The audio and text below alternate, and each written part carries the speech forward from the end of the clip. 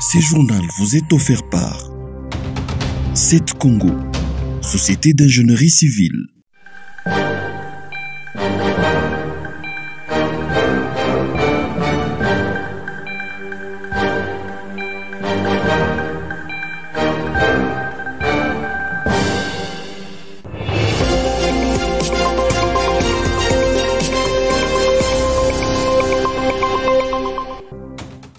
Les conseils supérieurs de l'audiovisuel interdit aux médias congolais de diffuser des débats sur les opérations militaires à l'est de la RDC. Ils ne peuvent le faire qu'avec la présence d'un ou de plusieurs experts en cette matière. Selon un communiqué publié le 23 février par les CISAC, la manière de faire de plusieurs médias a conduit à la propagation de fausses informations. L'une des conséquences est l'inquiétude dans la population. Potentiellement, cela peut conduire à la démobilisation des militaires congolais sur le terrain des combats. Les CISAC recommandent vivement aux médias d'éviter les émissions à téléphone ouvert sur ces sujets. De telles émissions peuvent donner l'opportunité aux forces négatives de faire passer leur message. L'organe régulateur des médias les invite à ne pas modifier leur grille de programme sans son avis au préalable. Selon l'esprit et la lettre de ces communiqués, tout contrevenant s'expose à la rigueur de la loi. Le comité de pilotage du programme de désarmement, démobilisation, relèvement et stabilisation communautaire, PDDRCS, s'est réuni ce 23 février à Kinshasa. Objectif, entériner ce programme sur le renforcement des capacités techniques et opérationnelles des institutions locales dans les provinces du Nord Kivu, Sud Kivu et Ituri. Jean Bosco Baala est le coordonnateur du PDDRCS, a précisé que le gouvernement congolais l'a mise en place pour combattre l'insécurité qui sévit dans 3 provinces de l'Est. Le président de la République, M. Félix Antoine Tshisekedi Tshilombo, il a réuni tout son conseil de sécurité et les 5 gouverneurs des provinces de la ligne de front, comme nous les appelons, le Sud Kivu, le Maniema, le Tanganyika, le Nord Kivu et l'Ituri. Eh bien, il a demandé que l'on crée un nouveau programme avec un nouveau concept. Un programme civil qui donne la chance à la communauté de récupérer ses fils perdus qui sont allés prendre des armes, de les réintégrer dans la communauté, de les réinsérer économiquement. Morito Satoko, premier secrétaire et chef de coopération à l'ambassade du Japon en RDC, a réitéré l'engagement de son pays à œuvrer aux côtés de la RDC dans ses efforts pour la paix dans la partie orientale. Le Japon soutient activement la consolidation de la paix et le renforcement des institutions en prenant l'amélioration de la sécurité publique et le développement des ressources humaines conformément au processus de la TICAD qui ne cesse d'évoluer depuis 1993. Pour Damien Mama, représentant résident du PNUD, son agence est disposée à redoubler d'efforts pour la réussite du programme. Le programme PDDRCS est appelé à s'étendre dans les provinces du Maniema et Tanganyika.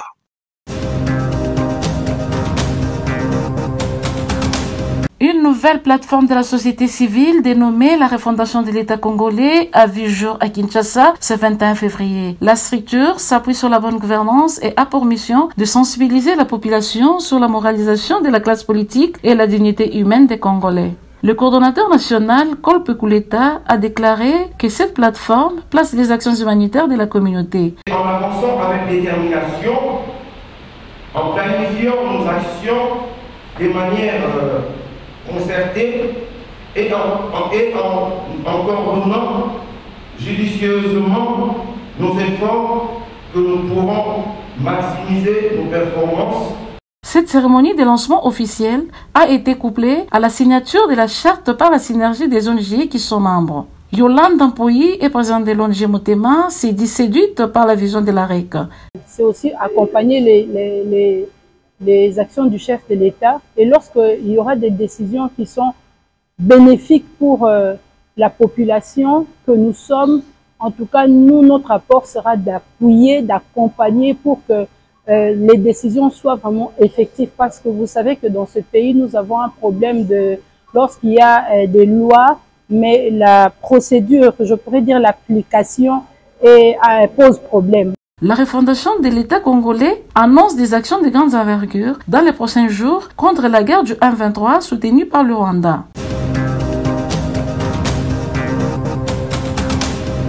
Pour stopper la propagation du choléra, le ministre provincial de la Santé recommande le respect des règles d'hygiène. Il s'agit notamment du lavage fréquent de mains. L'une des cibles de cette recommandation, c'est les élèves. Nous avons visité quelques écoles de la ville de Lubumbashi. Dans la commune annexe, par exemple, les conditions d'hygiène ne sont pas quasiment remplies dans toutes les écoles.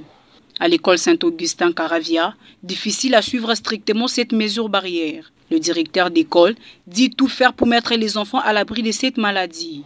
Emmanuel Kassongo indique qu'il est fait avec les moyens de bord. Premièrement, vous avez constaté la présence de ces maisons-là. Il n'y a pas des installations sanitaires.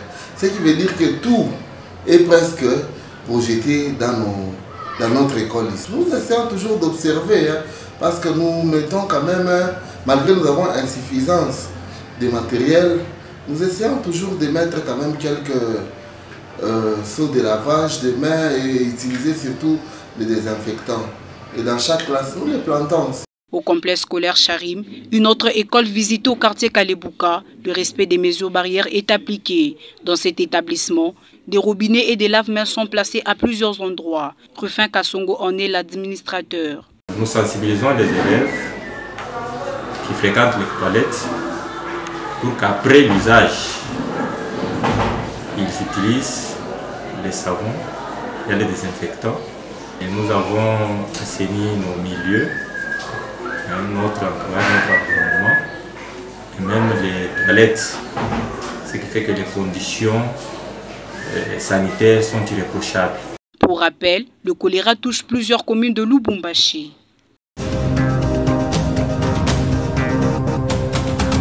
La semaine du livre organisée à l'Institut français de Kinshasa ferme ses portes ce samedi 24 février. Il accueille depuis le 17 février plusieurs visiteurs. Bertin Kassamba a visité cette exposition. Il s'est dit fasciné par les livres. Depuis son invention, il n'a jamais perdu de valeur. Il reste toujours un instrument de valeur, un outil de travail, c'est le savoir. Et le livre, c'est une pensée scientifique et c'est pas quelque chose à négliger.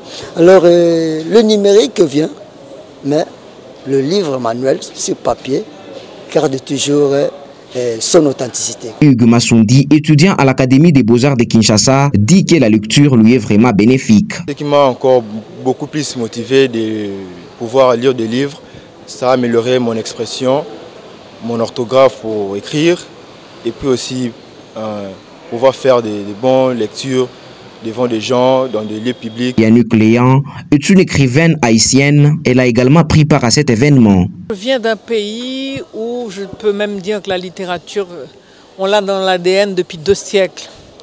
Et tous les ans, je me dis, je suis peut-être une espèce en voie de disparition et je vois des jeunes de 50, de 40, de 30, de 25 qui se mettent à l'écriture. Donc en Haïti, je peux dire que les arts et la littérature, c'est l'oxygène qui nous permet de tenir quand tout va mal. Marquis Kiongwe est un romancier, il parle d'un livre qu'il a publié. Ce livre, c'est un diagnostic en même temps imperceptif, un diagnostic concernant plusieurs couples d'aujourd'hui, des gens qui s'aiment avec raison. En général, les Congolais ne sont pas attirés par les livres. Cette exposition avait pour but de stimuler la lecture dans les pays. Le tout-puissant Mazembe Englebert qualifié en quart de finale. Il a validé son ticket après sa victoire de 3-0 ce samedi à Kamalondo. Le premier est signé BA à la 32e minute. Quelques minutes plus tard, l'Ikonza corse l'addition. Comme cela ne suffisait pas, Mwamba inscrit le 3e but dans les arrêts des jeux. Au sortir du match, les fanatiques de Mazembe ne manquent pas le mot. Mais Mazembe alicheza prudence.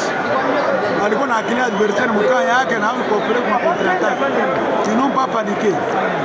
Ni travail à côté wakati wanajipointe kwa nefu. Wale ba joueur wenye watu tunawazia na bo. Bana nani ba et puis ba kupaniquer msifa de réparation. Il m'a remarqué premier but. Ilikuwa wanacheza sana mkao yetu. Ni wana mwendele na première occasion de but. Sur ce score de 3-0, Mazembe réussit son pari à domicile avant d'affronter Mamelodi Sundowns. Le match de la 6e journée est prévu le 2 mars prochain en Afrique du Sud.